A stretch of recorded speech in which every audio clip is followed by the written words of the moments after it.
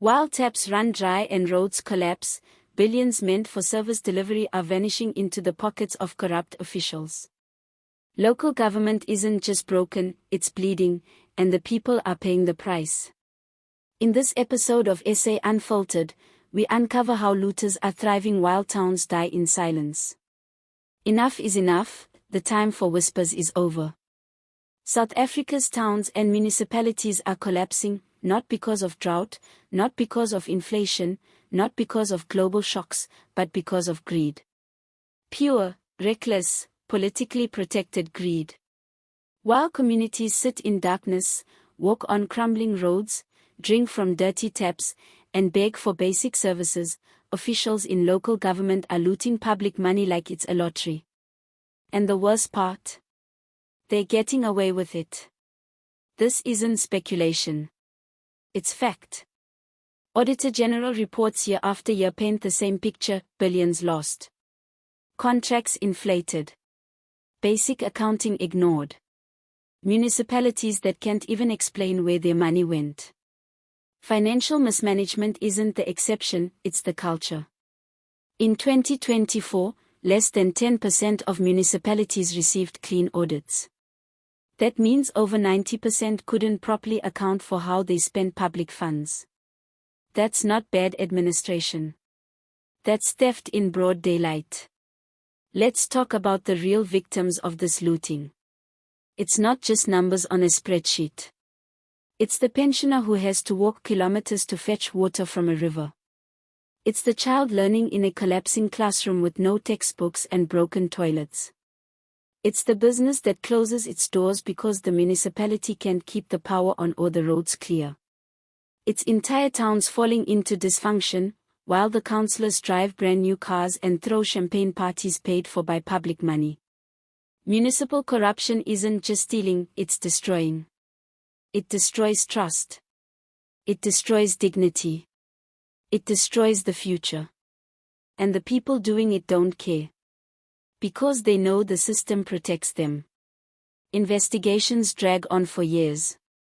Disciplinary processes are internal. Officials are suspended on full pay. And when they do leave, they simply get redeployed to another town, where the looting starts again. The excuse is always the same: lack of capacity. But here's the truth: we don't have a capacity problem. We have a consequence problem. Nobody is scared of stealing because nobody ever gets punished. The worst thing that can happen to a corrupt official in this country is a paid vacation and a promotion. And that's the reality that's turning our municipalities into crime scenes with budgets. You can talk about local government without talking about cadre deployment. Unqualified, politically connected individuals are handed powerful positions with zero experience and zero accountability. Their loyalty is not to the community, it's to the party that placed them there.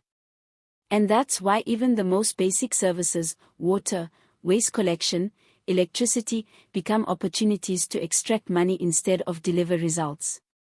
Every pothole is a potential tender. Every broken pipe is a contract waiting to be inflated. But here's the most heartbreaking part: South Africans have normalized this. We've become numb. We expect the lights to be off. We expect the water to be dirty. We expect the mayor to disappear when there's a crisis. And that's exactly how they keep winning. Because when dysfunction becomes normal, accountability becomes impossible. There are communities protesting every single day across the country, and no one's listening. Tires burn. Roads are blocked. Angry residents march to council buildings. But the officials sit behind gates, surrounded by bodyguards, claiming outside influence or opposition sabotage. Meanwhile, the people on the ground are simply asking for the bare minimum: to live in towns that function. To be treated like human beings. It's easy to talk about national politics, about presidents and parliament, but the truth is, real life happens at the local level. That's where government touches you. That's where change is either felt or completely ignored. And if local government is broken, then the entire system is broken.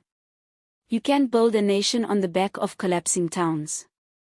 There are still a few honest officials out there, working under pressure, trying to make a difference. But they are surrounded, suffocated, and often pushed out by corruption. Whistleblowers face threats, intimidation, or worse. Community leaders who challenge the status quo are labeled enemies or counter-revolutionaries. And the people in charge? They hide behind party lines and legal loopholes while the rot spreads.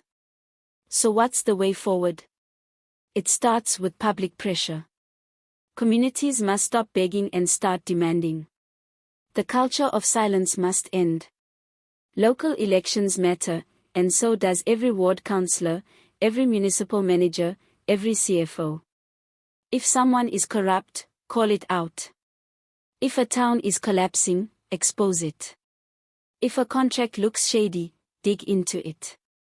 Because waiting for national government to fix local mess is like asking the arsonist to put out the fire. It's time we treat local government corruption like the national crisis it is.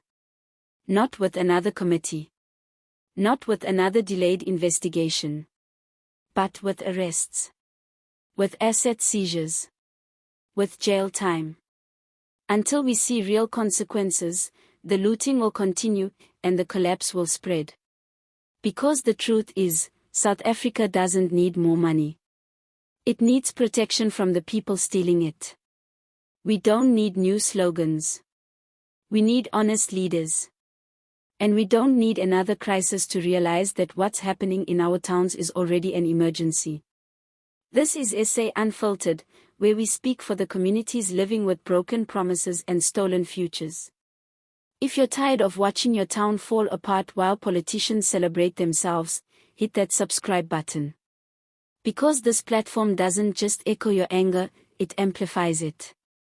Loudly, clearly, and without fear.